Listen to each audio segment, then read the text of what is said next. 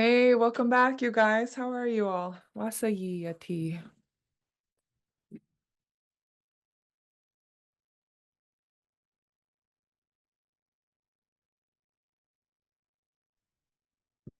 Ha, yake? What, eh? Yag e chatsu ach tuwu yag e gunalchish.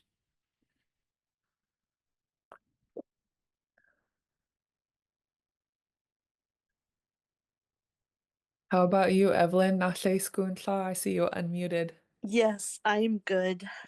I came home from school early today, so I'm on my phone, but all Ooh, is good. I just had a doctor's appointment. okay. Good deal. Well, uh, anyone else? Aren't the fonts amazing today? Just instead of the computer, you have the phone, you can do it the same. I know. I was just talking with my doctor about all the changes that have happened in our lifetimes. Yeah, That's wild. I used to have a little transistor radio, and that was my only technology. yeah. I had a Cool. I had a tabletop radio that had tubes, Oh, and cool. today that they would say tubes. What's tubes? Yeah, and cassette recordings or reel-to-reel recorders. How ancient is that? Yeah. We talked about it, Anna and I, uh, because we do have information that's on that kind of recordings and need to be uh, put onto some new methods to save it because there's a lot of good information out there yet that we need to latch on to and keep. Yeah, that reminds me, we should ask the university if they have equipment to digitize it. Yeah, I never thought of that. Me neither. And then I remembered when I was in Hawaii, they were offering to do it down there. And they were like, yeah, bring your aunties and your grandmas and their materials and we'll digitize it for you here, Yeah, which we could do. yeah. I don't think I would ask because then I wouldn't even know what they were saying. Yeah. They go into detail. Uh, they, it was an offer to uh, read the material for my class for me. And they were trying to explain to me uh, how I can do it on my phone. All I use my phone for is to call people Yeah. or tell me what time it is. Yeah. Yeah. Yeah, that's a good idea. Let's see if we can find someone. Okay. So, first day of April today, and we're all back together again. I just came back from Caltech, and so I have some stuff to share about my trip. And Shirley and I met yesterday to talk about our remaining classes. And so today's April 1st, and I listed the rest of our class dates here. Basically, every Tuesday and Thursday now until the end of the month. So April 29th will be our last class. And while we were planning, we wanted to announce that this class will have various topics based on student interest and our research that Shirley and I do outside of class. There won't necessarily be set categories, but we have ideas of plants and animals that we want to teach about in the language. But please speak up if there are things along the way that you'd like to learn about so that we can incorporate them.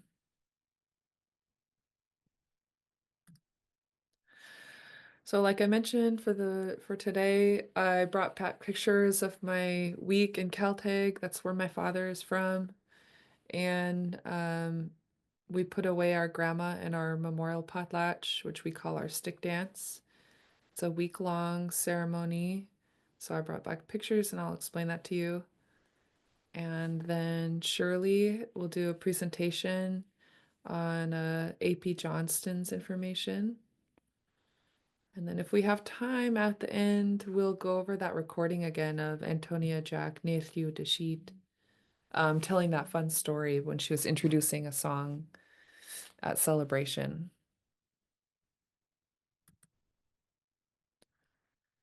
And so our stick dance, or in our language, we call it hiya. Our language on my father's side is Koyukon Athabaskan, and we speak the lower dialect of the Yukon River. So I put a map up so that people can see where's Caltag. And so here's a map of all of Alaska, and you can see us here in Anchorage. Well, Caltag is on the Yukon River, which you see bisecting the state of Alaska here. And if you go all the way, almost all the way downriver to where it comes close to the coast by Norton Sound, there's a red pin here marking where Caltag is. To get there, I flew to Fairbanks and then took a small plane from Fairbanks to Caltag using Wright's Air Service. Here's a little closer zoomed in map of Caltag, and you can see some of the other villages surrounding. So, Ruby, starting backriver, Ruby, and then Galena, and then Kayakuk, right where the Yukon meets with the Kayakuk River is the village of Kayakuk. And then a little farther down is Nulato. And then 36 miles downriver from there is Caltag, where my dad is from.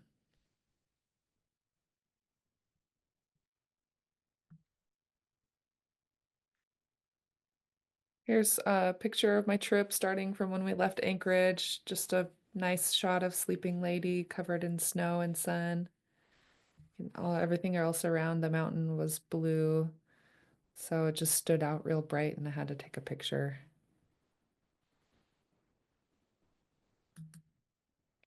Here's the small plane I mentioned. I forget if it's a beaver or an otter. I don't know my planes, but it's basically a small prop plane. And here's my family climbing in Fairbanks to head over. And it seats 9 people, 9 passengers. It's about a 2-hour flight on this small plane from Fairbanks to Caltech directly.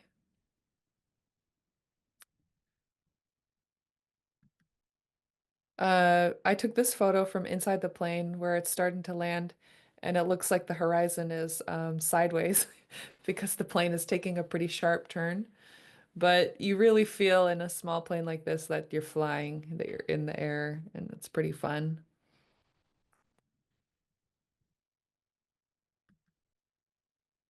Our first day in Caltech, I flew in with my dad. This is my dad. My cousin Jasmine, Jasmine's mom, my auntie Nina, uh, Jasmine's son Jax, this little boy, and my auntie Monica. We all flew in together, and here we are at my Aunt Joe's house in Caltech, and she invited us all over to eat. And so I just love that about them. You fly in and they're like, come over and eat so that we have a good place to eat and gather and our whole family can see us. But it's fun. It's been a few years. I guess it's been 2 years since I had been to Caltech. So this little guy, Micah, has since been born. Last time I was here, his mom was still pregnant with him. And they were giving each other a hug. They're both about 2 years old. That was pretty cute. So we're just visiting and catching up. We like to come in early for stick dance or potlatch because it's like you get a couple days of downtime while you're getting ready to visit with each other. And once the potlatch begins, you're pretty busy all day and night every day. So you just got to really embrace those few minutes before it begins to visit with each other.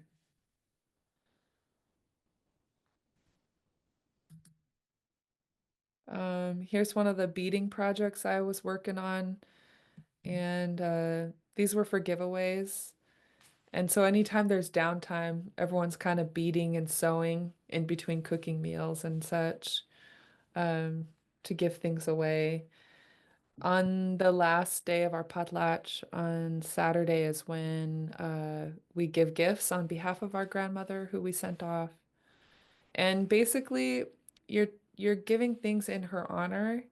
And so my aunties advised me a couple years ago, make little pretty little things like your grandma always used to make, because she used to make Christmas tree ornaments and keychains and stuff like that. So when you make things that she used to make and give them away on her behalf, it's like a memento and just something people to hold on to thank them for helping you with potlatch and just for them to remember your grandma by or whoever you're putting away.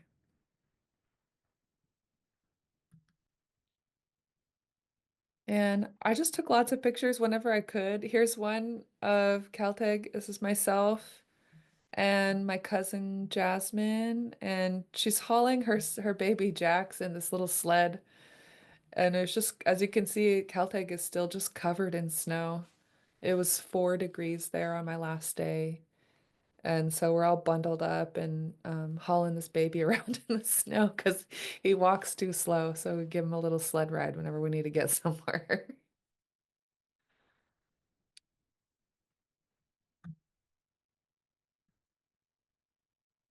This is the sister's house next to the church where most of my family stayed. And my dad and his sisters, my aunties, Nina and Monica, and we're sewing gifts, cutting out fur to make neck scarves out of sea otter fur that my Aunt Monica brought up. And again, these are just things we kind of make along the way to give out to thank people for helping us.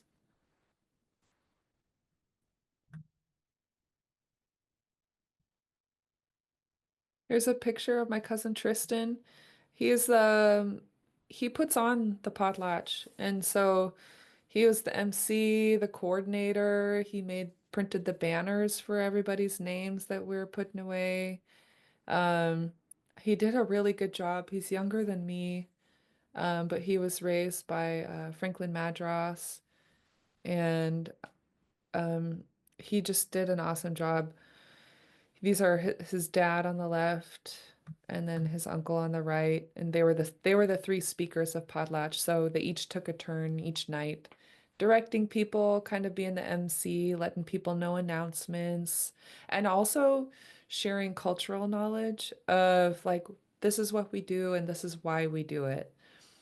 Because the whole week of Potlatch for us is about grieving for your loss, the person you lost, but also grieving anything else that's been heavy on your chest and trying to make the person that you're putting away, try to make them proud. And there's just a lot to it. It's a very ancient ceremony. It's been around for a long, long time. And they do a good job of explaining to people, this is why we do it this way. This is what's happening. They'll make announcements like what to bring, why we're doing the food the way we're doing it, what time we're going to come back for singing. And so it's a big job, and I was really proud of all three of these guys for what they did. Interesting history about our hia or our stick dance is that for 15 years it was outlawed by the Catholic Church. And for a long time, the Catholic Church told people if you go to your stick dance, you cannot come to church. And if you don't come to church, you're going to go to hell. And so it was put underground, it was covered up and it stopped, it was banned. And people in Caltech are Catholic. So uh, finally, I think my grandma, my late great grandmother Lizzie Semikin was instrumental in getting it accepted, re-accepted by the church. because the reverends could see how important it was and how healing it was for us to have potlatch, to be able to grieve for our loved ones that we lost. And that's the point of it, is that it's a deliberate grieving process. You put your whole body and your mind and your spirit through this week-long ceremony, and then at the end of it, you're ready to let go. And so I'm super grateful for these three men for helping guide us through that process.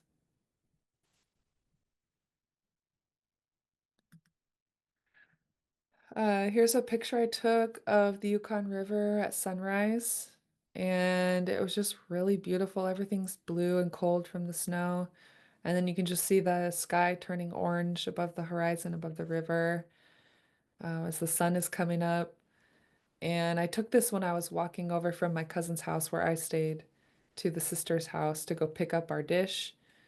And part of our process for stick dance is to dress somebody. And so we dressed my Auntie Jo.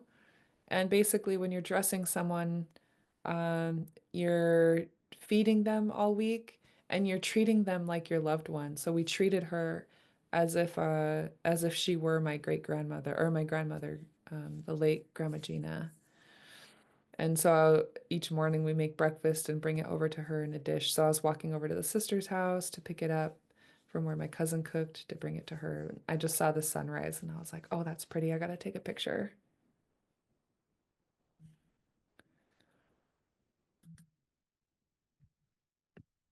Um, Here I am waiting for my turn to sing.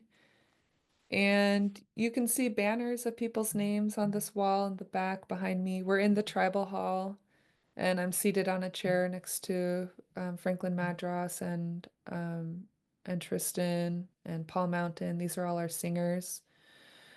But another important part of our stick dance is that we write a memorial song for the person that our family lost. And I was able to make a song by asking. I'm new to making songs, but I basically asked my grandma's kids, my dad and my aunties, what do you guys want to share about Grandma Gina? Like what, not long stories, but maybe just a short snippet, a phrase to describe something about her that you miss or that you loved. And so they came up with maybe 10 phrases that they thought of, things about her that they loved and missed, that she always stood up for people, that she would be there for people, that she used to sing a lot around the table, um, things like that. And so then I asked my Auntie Lidwin, who teaches me our language, if she could help me translate it, and she did. And then I asked my Uncle George, who's hard to see here because he's in between Tristan and Paul, but he's a song maker. And he spent a whole hour with me. He thought of a tune. He's like, it just came to me and I saw your words. And so he took the lyrics that I sent him and helped me make it into a song. And long story short, we ended up with this beautiful song to honor my late grandmother. And I sang it in front of everybody. I was pretty nervous because it was a full hall. The tribal hall was fully packed. And it was my first time singing, and it was just me singing. And everybody, everybody was so nice afterwards. And in Caltech, it's a village of 150 people, so word travels fast there. And I just love the way they loved me up about it, letting, oh, your song was beautiful. You did a good job. Keep it up. And even people who couldn't make it were texting me, oh, I heard your song was beautiful. I'm sorry I couldn't make it. I'll be there tonight and stuff. And that was really nice. And so I sang the song. We sing it every night. And after the potlatch, we'll sing. And then at the end, Friday night was our last night singing the songs. And then they told us, okay, you guys can record this so that you'll remember it, but you need to understand that you can once Friday night is over, you put the song away and you let it rest for 1 year. So don't sing it, don't play the recording, don't play your videos. But a year from now, when we come back, we'll ask you to sing it again. And so that's so that your loved one has time to walk on to the next world. and they won't come back when they hear your song being sung again. Because when you sing it for them, you imagine that they're behind you, they're standing right behind you. And that's a very important part of our grieving process. So yeah, I can sing it for you guys in 1 year.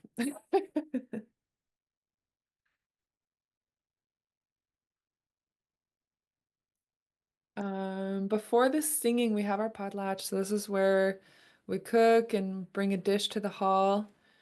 And so this is the way it goes. Elders get to sit on these tables together, closest to the center.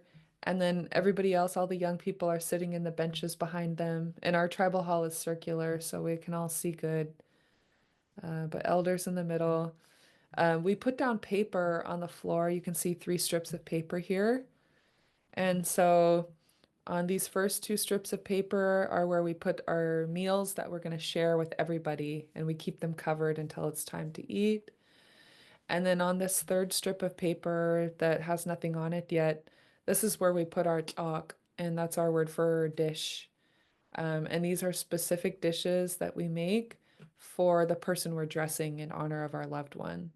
So you go through the week feeling like you're feeding, for our family, it was my late grandmother, each night. And we keep those bowls covered. Um, we start the night with a prayer and speeches. They have designated nights where, for example, my family's night was Thursday night. That's when we all go stand up in front of everybody and share memories about our late Grandma Gina, um, and give everybody a chance to remember her, laugh about her funny moments, cry when we talk about the emotional parts. But if you can see that we're all together and all these banners of people's names are people who are being honored and who were laid to rest. And so the nice thing about it for me is that all of our families go through our grieving together and you're not alone. And it's a really, really nice time listening to the speeches. And of course, they go longer and longer each night, but everybody sits quietly and listens the whole night and lets everybody speak all the way to the end until they're done. And it just makes it nice. So by the time the speeches are done, we're all pretty hungry. And then they say, okay, the women come out and uncover all of our dishes, all of our meals. So we take off all the foils and put them under the table. One person from each family brings out their chalk, their dish, for the person you're dressing, and they eat over here. And then there's just lots of good food being eaten, good moose meat, boiled meat, beaver meat, fish, even though fishing has been rough the past couple years on the Yukon. People's any meals they want to make, stuffed moose intestine, um, pasta dishes, and things like that. And so everybody who walks into the hall should be carrying something to share. And then we have desserts on the table here, and everybody passes out desserts when we're done eating.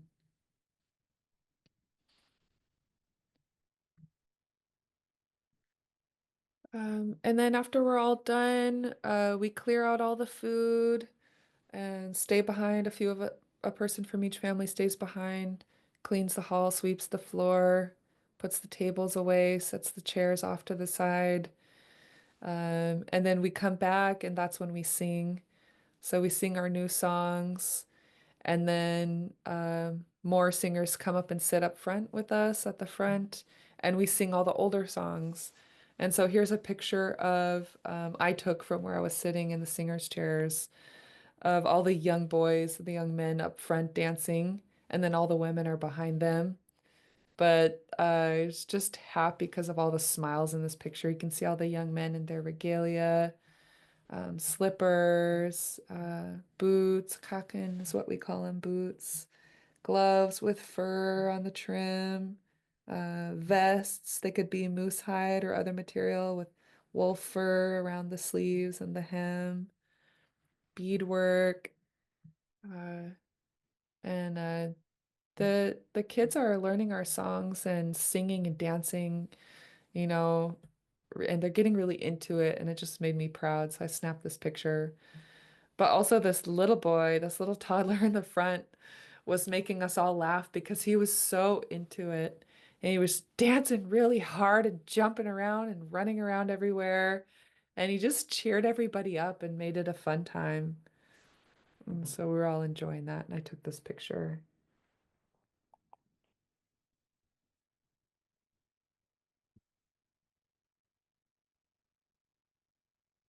And then at the end of it all, so on Friday night, we stay up all night long dancing.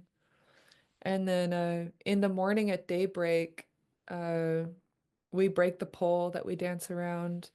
And that's like when we're letting them go finally, or we're letting go of our loved ones and letting them go on to be with their family in the spirit world. And then we have a snowshoe race in their honor, and I ran across the river in snowshoes.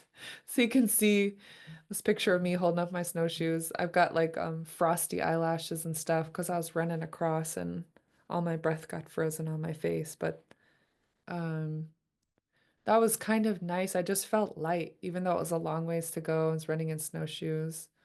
After that whole week of grieving and letting go, I remember just feeling light. And when I got back across, I ran all the way across the river and you run all the way back. When I was getting close to coming back, I could hear everybody cheering for me. Woo, keep going, keep going. And when I got up to the bank here, this grandpa was standing there and John Madras. And he told me, he was waiting to tell me, you did a good job. Your grandma would be proud. And he said, that's what it's all about. And I was like, awesome. So that was it. That's all the pictures I have. Did you guys have any questions or comments about our stick dance?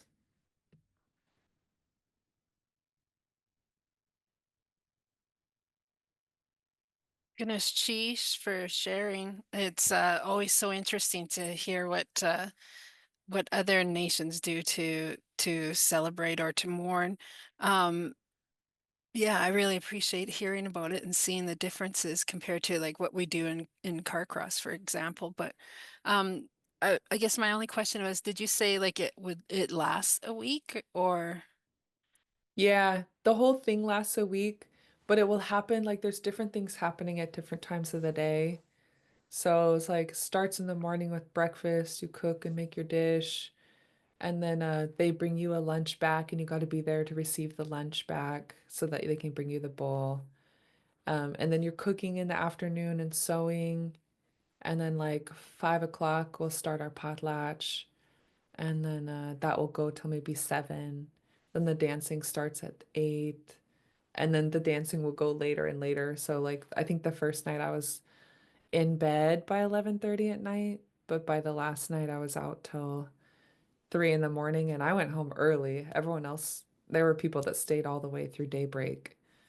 Um, so the whole process takes a whole week, but it's repeated every night, that routine every day for a week.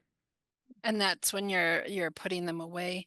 A year later, though, is it kind of like the same process for them a year later, or is it different? Yeah, so then a year later, it will be a Nulato because Caltech and Nulato take turns hosting it. Um, and I'll go back so that I can sing my song again and keep it alive. But it will be the same process, but this time it will be for different families, different people who are being put away.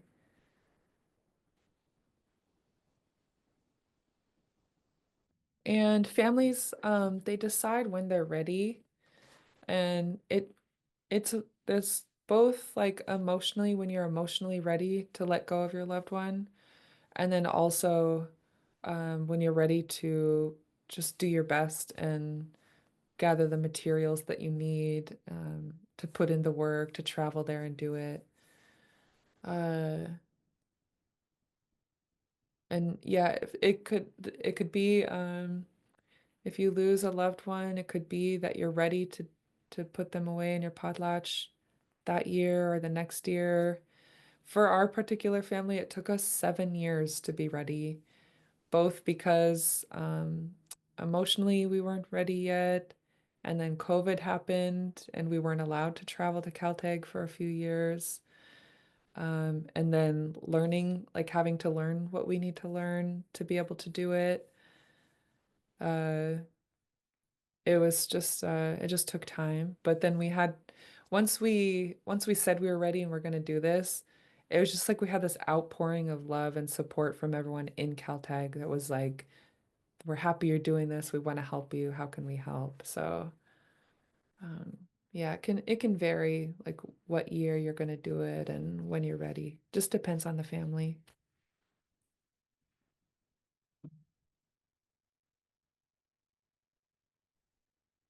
Can you tell me what potlatch stands for? How it translates? That's a good question. I don't actually know. It's the English word we use to describe, like for us, the eating part of our ceremony when we bring food in and eat. Uh, I don't know. Does anyone else have descriptions of the word potlatch? Potlatch is a English pronunciation of potlatch. Potlatch. Potlatch. What is that? What does that mean, Shirley? I mean, potlatch. Oh yeah, Yeah, potlatch. Is it a Tlingit word? yeah. It's Uh, qua, qua, it's a X, plain X, potlatch. potlatch. Yeah, Huh. Goodness, geez.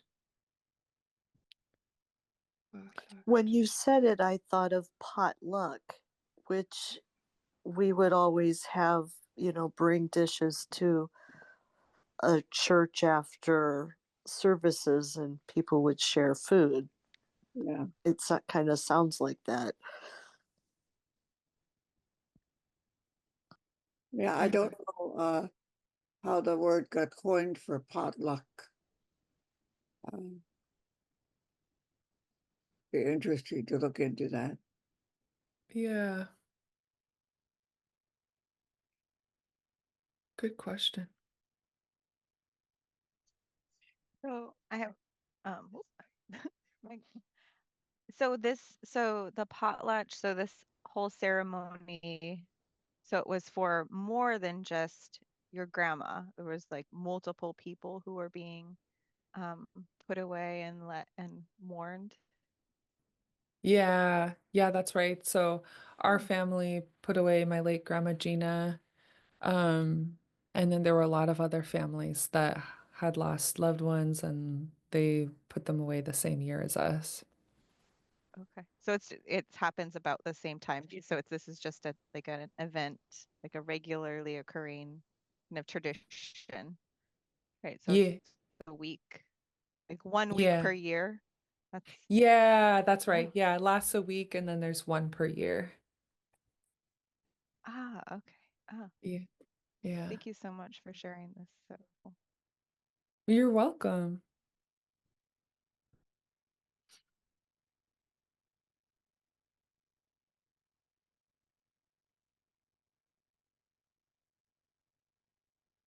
Are there any other comments or questions?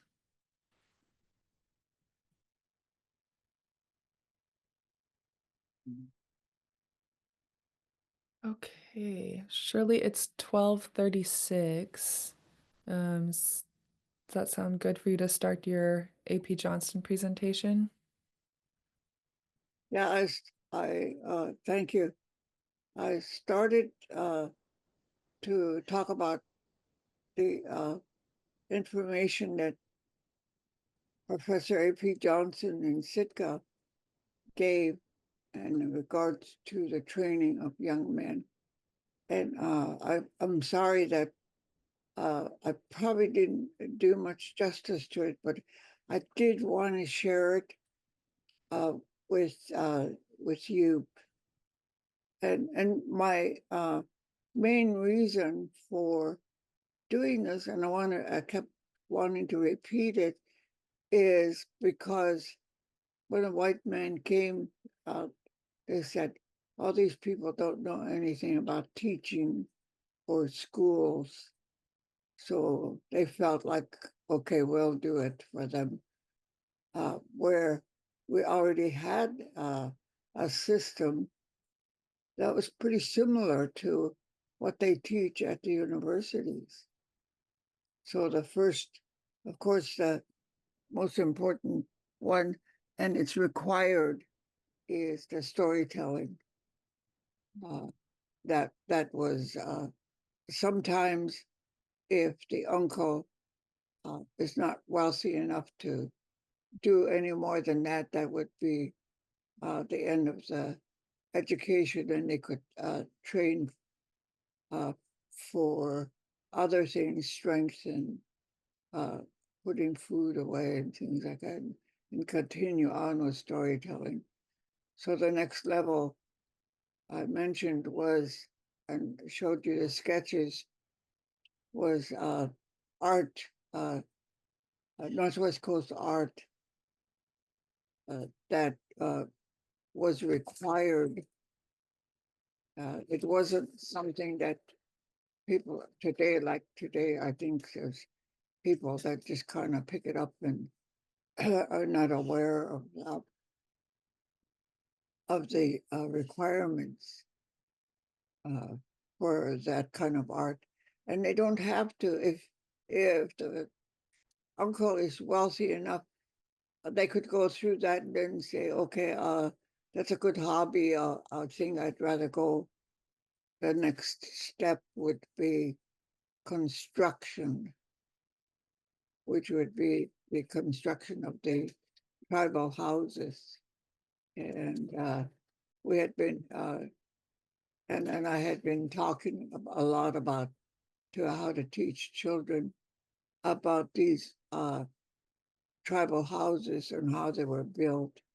The there was really uh, it's really a scientific type of work, and it takes a lot of study because of the kind of wood you have to look for and the structure, the important part parts of the building so it doesn't collapse.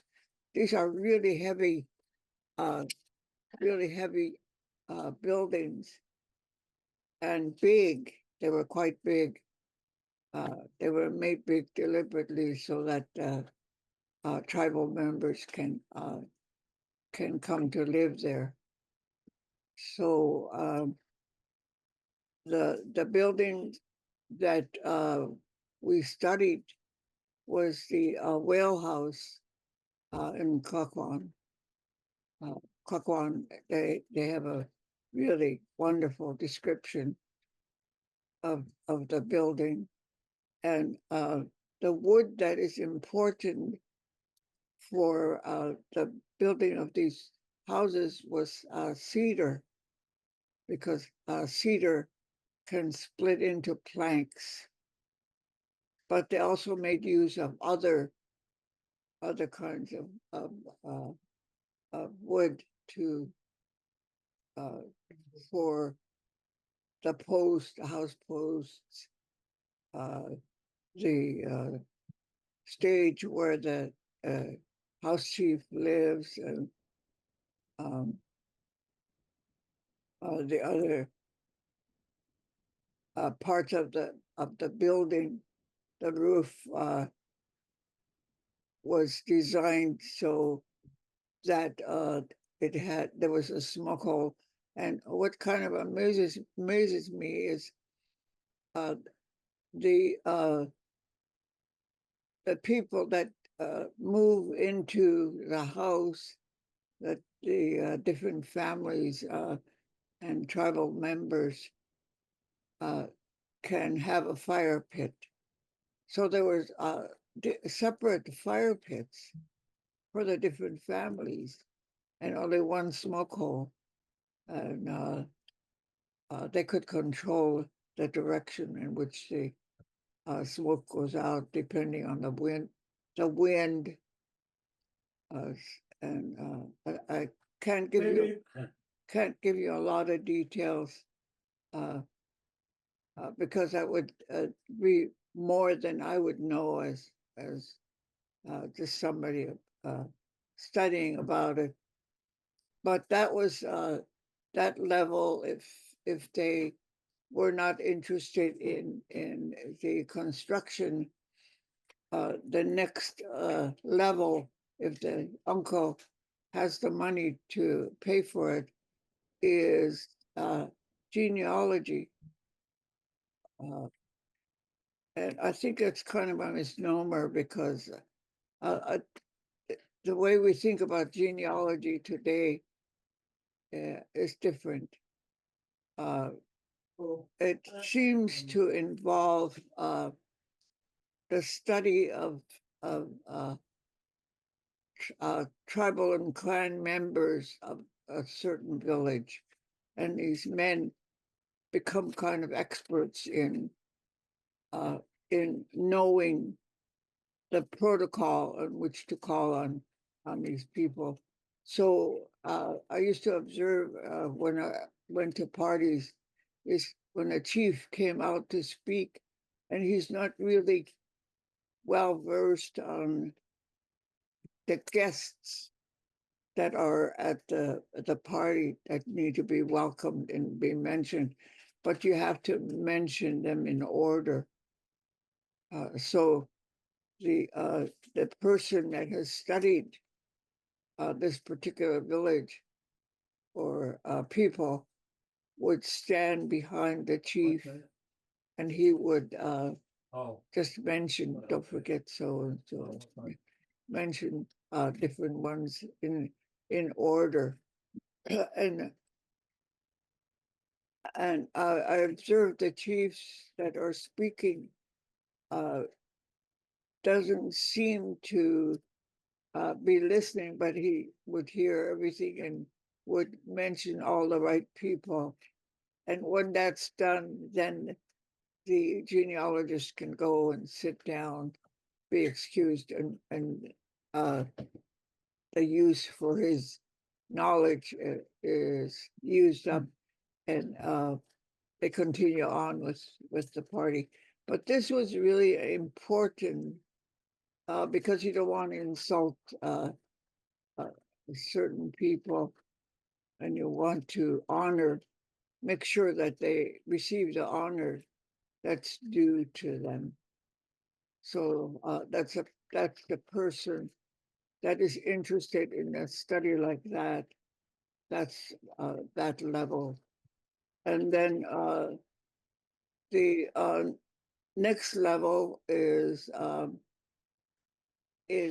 this speaking, and I think the higher level, as they go and becomes, uh, they begin to look at the young man to see if he reaches that level and how valuable his family is and how he can continue uh, to represent his clan and his family. So there's the public speaking kind of level that is taught, and uh, the importance of protocol, and the importance of keeping the history. Uh, it is something that they need to be aware of, because uh, the history is held at such high esteem for different families and different villages for the people.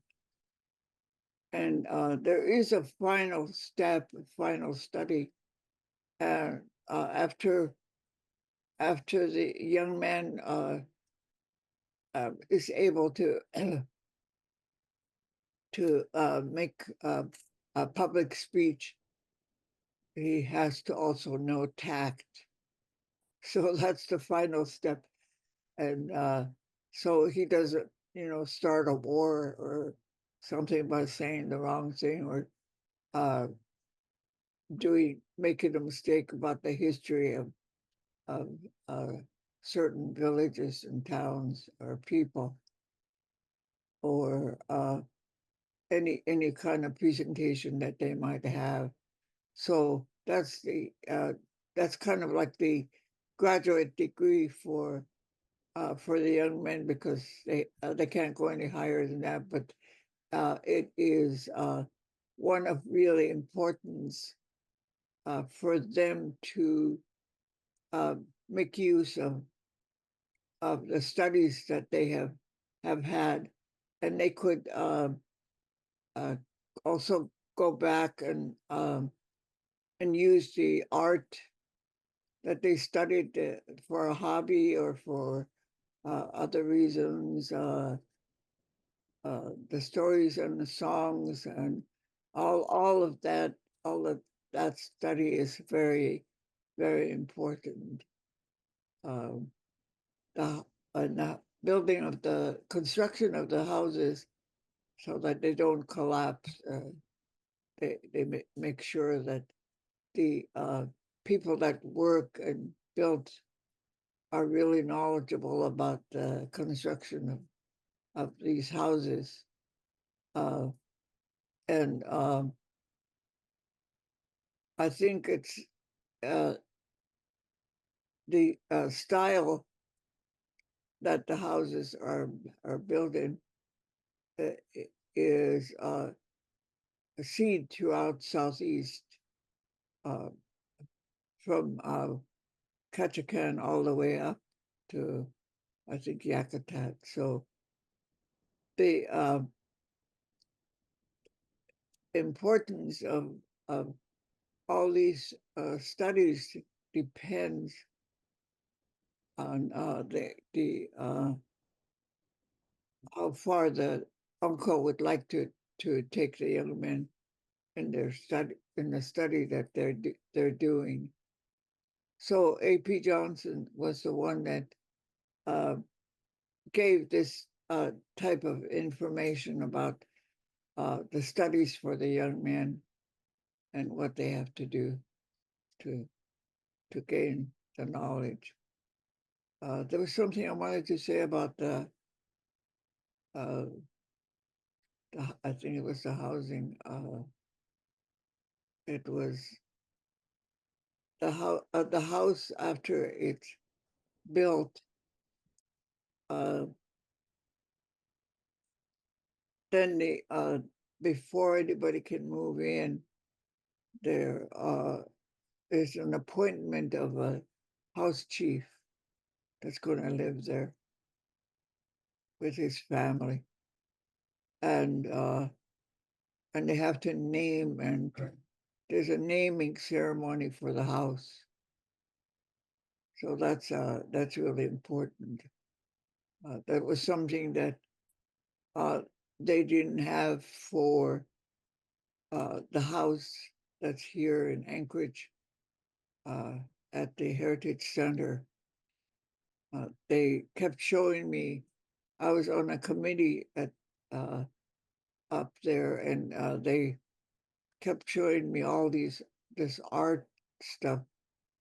Uh, they wanted to include all the different clans uh, to be depicted on the house, and so it was going to be paintings around the front and the back and the sides.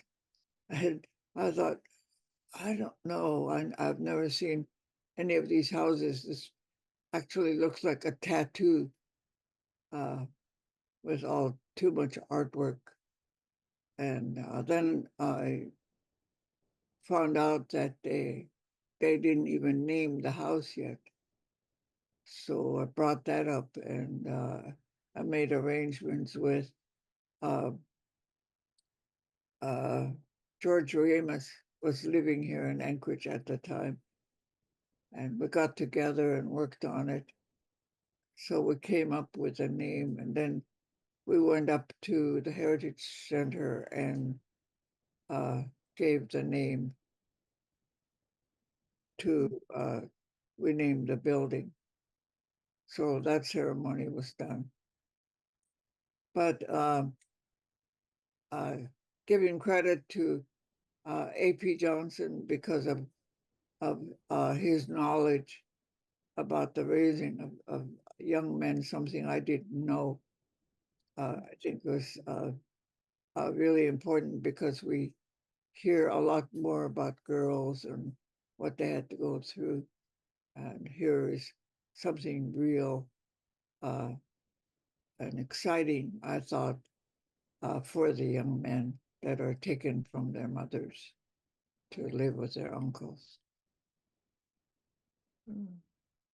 So uh, I hope I did Mr. Johnson some credit because he might have done a better job in telling about it than I did. But I wanted to share that with you, uh, mainly because we did have an education system. Mm.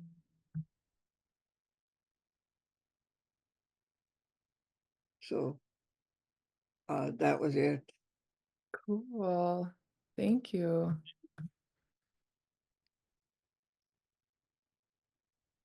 It's 12:54, so we have a couple minutes if anybody has questions or comments.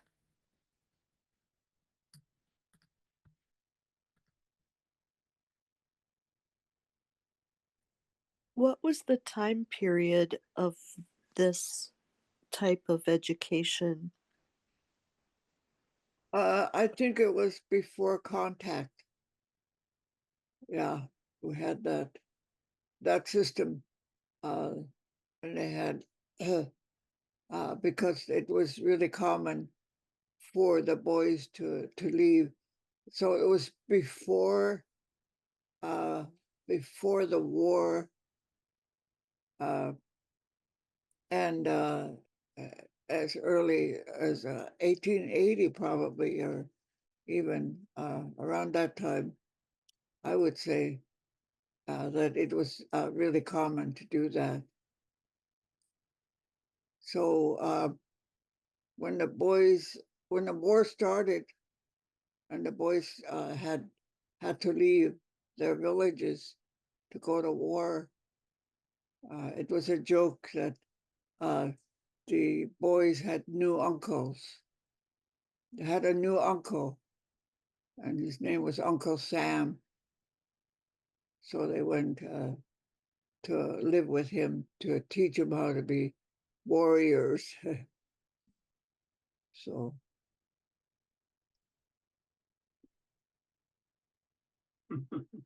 That's wild.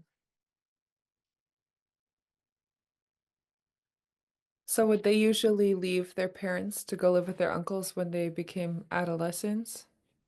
when they became 11 years old, Oh, yeah, yeah, they were permanently taken.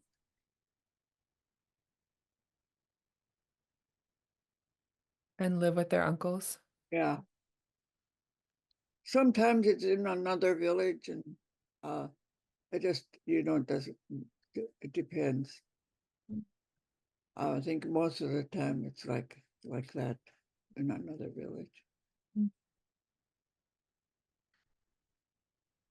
So I'm curious, I mean, I'm looking at this like, uh, I don't know, what do you call it? Like the scaffolding of like how the teaching happens. It just seems like it makes so much sense, and it feels like we could and should return to that. I feel like it's really sad that, sort of funny, but saddish, more sad that Uncle Sam took over as the uncle in the house. But I was just curious because this sounds, I work um in the village of Kasan, and it's a Haida village. Um, and I was just, and it seems very similar. So this is a similar process that is happening in most Northwest Coast tribes. Is that accurate? I think it might have been throughout the southeast Hmm. that they used the same process. Mhm. Yeah, the historians say the Southeast people had so much such easy access to food put up for the winter that in the winter they had a lot of time to work on their culture. So it became really complex. So Yeah. Awesome. It's Well, really we're out of fascinating. time, but thank you so much, Shirley, for sharing that with us. I have a lot to think about after what you shared.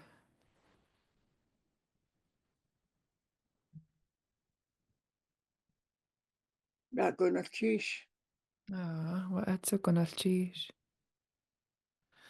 All right, you guys, we'll be back here on Thursday, same time, and it's good to be back together with you. We'll see you on Thursday. Good I had a sheesh. question, Anna. Oh, go ahead. Sorry, goodness. So we had week before last, we had started working on introductions, and Mm. so I was working on mine, Mhm. um, and was hoping maybe next time we might have an opportunity to practice a little bit. Oh, But I yeah. was curious about the inclusion in the introduction about um, the land that you're from. So, like the Tontaquan Tlingit tribe or the Tongass tribe, right, is kind of Mm. where our family is from. But then do Mm. you also mention like you would in a land acknowledgement? So like right? I'm living in I need help with the pronunciation, but the Mm. Tokjiquan here. Like is that usually part of a formal introduction? Uh, as soon as it's your introduction to include what is important for the person you're talking to or announcing to let Mm, them know a little more about yourself and where you were. So that mm-hmm, is always interesting to everybody. So it mm-hmm. can be included. Yeah, we can do examples on maybe Thursday. You think, Shirley, we could make time for that on Thursday? Yeah, we also have a recording of a simple way of introducing yourself for an informal introduction. So you need to know that too. Mm-hmm. Oh yeah. Yeah. Good. Yeah, I was because I was, you know, um, have some have some things coming up for which I'd like to have my formal introduction sort of, practiced up. Yeah, Um, Awesome.